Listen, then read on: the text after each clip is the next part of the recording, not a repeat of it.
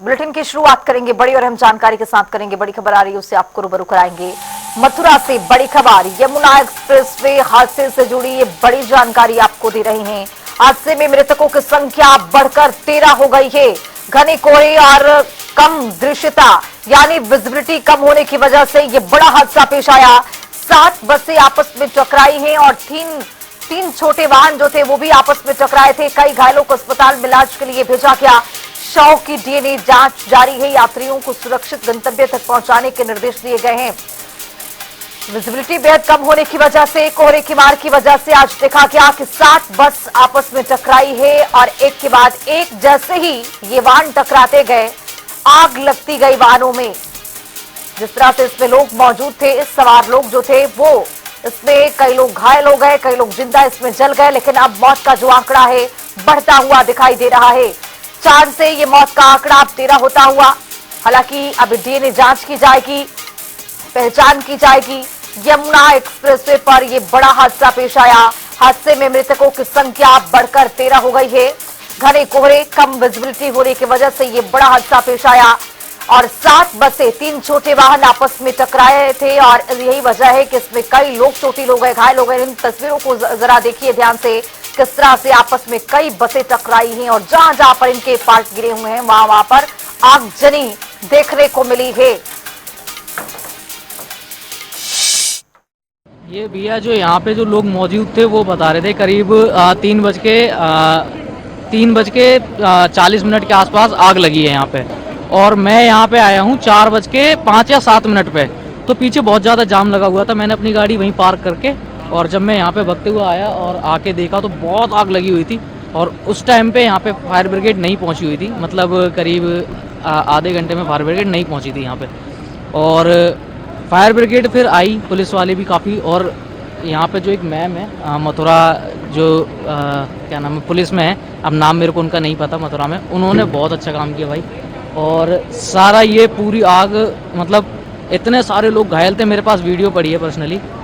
काफ़ी सारी लेडीज़ हैं और ये सब। एम्बुलेंस वगैरह ऐसा नहीं था कि टाइम से नहीं आई, जितना उनको टाइम लग सकता था कम से कम उतने टाइम में आई और रोड के उस साइड हम लोगों ने कई लोगों को पहुंचाया, घायल लोगों को।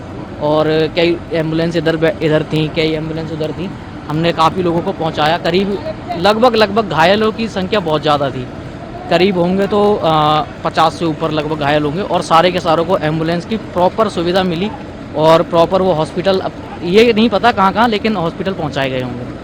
ये लगभग 4 साढ़े 4 बजे के बीच में जो घने कोहरे के कारण और लो विजिबिलिटी के कारण इस जगह पे 127वें मील पे ये दुर्भाग्यपूर्ण घटना घटी है, जिसमें 5 बसें पूरी तरीके से जल गई हैं, 2 छोटी गाड़ियां जल गई हैं।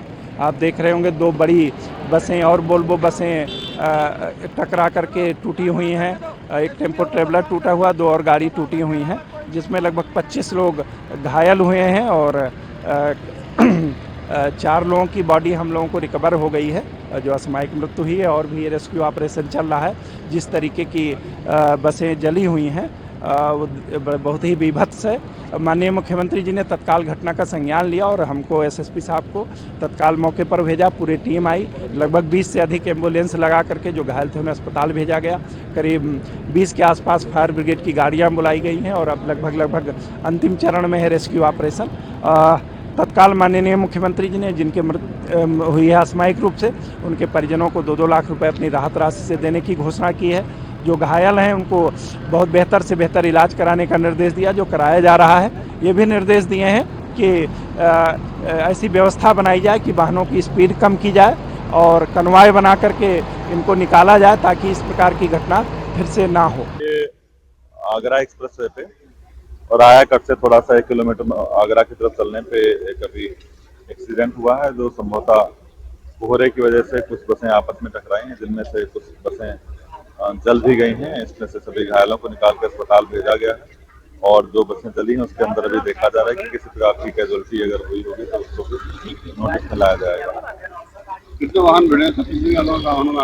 इसमें जो बस जलने की सूचना आई है वो 5 बसें जली हैं, बाकी और इसमें 2-3 छोटे वाहन भी हैं और 2 पीछे इसके और भी बसें, 2 बसें हैं। मैं उधर दिल्ली से आ रहा था, मैं उधर जा रहा हूँ एमपी हिंड में अपने गांव। मैंने आया, एक्सीडेंट भयंकर था, आग बहुत तेज दौड़ चुकी थी। 3 गाड़ियों में आग लग चुकी थी। जब मैं आया तो उसमें 4-5 लोग फंसे थे। मैंने उसको एक को निकाला उसमें से, गाड़ी से अंदर से घुल के। 3 उसमें और रह गए थे। एक कोई मुरैना उसका था, कानपुर का, सॉरी। मैंने उसको निकालने की बहुत कोशिश की, लेकिन तीनों लोग सीट में फंसे थे, नहीं निकल पाए हमसे। तब तक गाड़ी में आग अंदर दौड़ गई। मुझे मजबूरी उस गाड़ी से निकलना पड़ा। आग कैसा लगी, हादसा क्या हुआ था? वो पता नहीं कैसे था, मैं आया उस वक्त आग लग चुकी थी गाड़ी में। हम लोग जौनपुर से मंत्री जी के यहाँ से आ रहे थे, जा रहे थे दिल्ली, और रास्ते में अंधेरा बहुत छाया हुआ था, दिखाई नहीं दिया। गाड़ी जोर से आवाज की, हम लोग सब हकबका गए। गेट खोले, गेट खोलकर जैसे निकले, पीछे से धाड़ धाड़ धाड़ धाड़ सब बसें सब लड़ रही थी जोर जोर से। जी कोहरा था? हाँ, कोहरा बहुत घना था, बहुत घना कोहरा था। जी जब आग लगी उसके बाद फिर आपने क्या देखा, क्या क्या नजर आ रहा था? आग लगी, सब लोग चिल्ला रहे थे, भाग रहे थे, बस से कूद रहे थे, शीशा तोड़ रहे थे, यही सब हम लोग देखे। तो हादसे की वजह क्या मानते हैं आप, क्या था हुआ हादसा? हादसा सर ये कोहरे की वजह से हुआ। हाँ? कम से कम 50 गाड़ियां टकराई हैं। अच्छा, कितने लोग कैजुअलिटी की स्थिति बता रहे हैं, क्या स्थिति है? घायल कम से कम सैकड़ों लोग घायल हैं और 20-25 लोग खत्म हो गए हैं। आपके परिवार में कितने लोग खत्म हुए? हमारे परिवार से खाली वही एक बंदा। क्या नाम था? उनका नाम अखिलेश प्रताप यादव था। कहाँ के रहने वाले थे? ये रहने वाले थे थाना सराय ममरेज, ग्राम सभा मोहिद्दीनपुर, जिला प्रयागराज। हम लोग गिरीश। क्या नाम है आपका, कहाँ से जा रही थी? कानपुर से नोएडा जा रहे थे। क्या हादसा हुआ, क्या पता चला? हमको आग लग गई थी, इसलिए हमको पता नहीं चला कुछ। आप लोग सो रहे थे?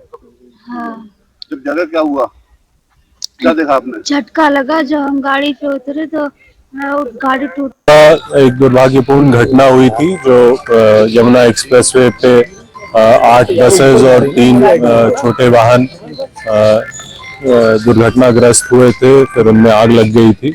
इसमें मौके से कुछ लोगों को रेस्क्यू किया गया था, कुछ डेड बॉडीज मॉर्चरी के लिए भेजी गई थी, और क्योंकि आग लगने के कारण वहाँ से जो भी मलबा मिला था या और जो रिमेन्स मिले थे उन सबको यहाँ मॉर्चरी भेजा गया था। अभी डॉक्टर्स की टीम द्वारा जो प्रारंभिक उसका परीक्षण किया गया है, तो अभी 13 लोगों की मृत्यु होना प्रकाश में आया है।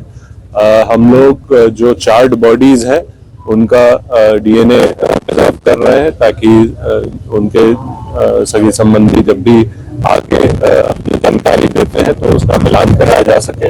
कुछ ऐसी बॉडीज आइडेंटिफाइबल है, 3 अभी आइडेंटिफाई हो गई हैं। उनके परिजनों से संपर्क स्थापित कर उनके दाह संस्कार इत्यादि की व्यवस्था सुनिश्चित की जा रही है, और जो भी तथ्य प्रकाश में आते हैं उसके आधार पर अग्रिम कार्रवाई की जाएगी। इस संबंध में पुलिस की तरफ से एक एफआईआर भी पंजीकृत किया जा रहा है ताकि इस पूरे इंसिडेंट की गहनता से विवेचना हो सके।